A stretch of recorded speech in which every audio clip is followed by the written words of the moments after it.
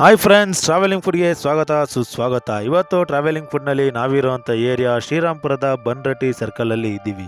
ಇಲ್ಲಿನ ವಿಶೇಷತೆ ಏನು ಅಂತ ನೋಡೋಕ್ಕೂ ಮುಂಚೆ ನೀವೇನಾದರೂ ನಮ್ಮ ಚಾನಲನ್ನು ಲೈಕ್ ಮಾಡಿಲ್ಲವಾದಲ್ಲಿ ಈ ಕೂಡಲೇ ಲೈಕ್ ಮಾಡಿ, ಶೇರ್ ಮಾಡಿ, ಕಮೆಂಟ್ ಮಾಡಿ ಹಾಗೂ ಮುಖ್ಯವಾಗಿ ಸಬ್ಸ್ಕ್ರೈಬ್ ಮಾಡಿ ಹಾಗೂ ಪಕ್ಕದಲ್ಲಿರೋ ಬೆಲ್ ಐಕಾನನ್ನು ಕ್ಲಿಕ್ ಮಾಡಿ ಅಂತ ಹೇಳ್ತಾ ವಿಡಿಯೋನ ಮುಂದುವರ್ಸೋಣ ಬನ್ನಿ. ಸ್ನೇಹಿತರೆ, ನೀವು ನೋಡ್ತಾ ಇದ್ದೀರಾ ಮೆನು ಕಾರ್ಡ್. ಈ ಮೆನು ಕಾರ್ಡಲ್ಲಿ ಏನೇನಿದೆಯೋ ಅದಷ್ಟು ಈ ಹೋಟೆಲಲ್ಲಿ ಸಿಗುತ್ತೆ. ಈ ಹೋಟೆಲ್ ಹೆಸರೇ ಕೆ ತಂದೂರಿ ಹೋಟೆಲ್ ಅಂತ.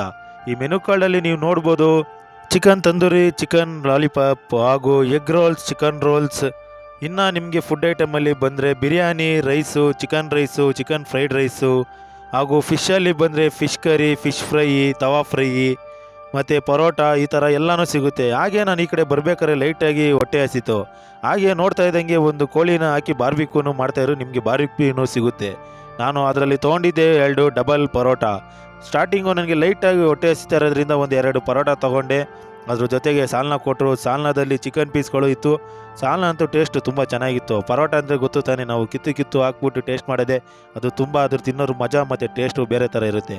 ನಾನು ಲೈಟಾಗಿ ಸ್ವಲ್ಪ ಕಿತ್ತಿ ಸಾಲ್ನ ಜೊತೆಗೆ ಟೇಸ್ಟ್ ಮಾಡಿದೆ. ಟೇಸ್ಟ್ ಅಂತೂ ಬಾಯಲ್ಲಿ ತಿಂತಾಯಿದ್ದಂಗೆ ಚೆನ್ನಾಗೇ ಇತ್ತು.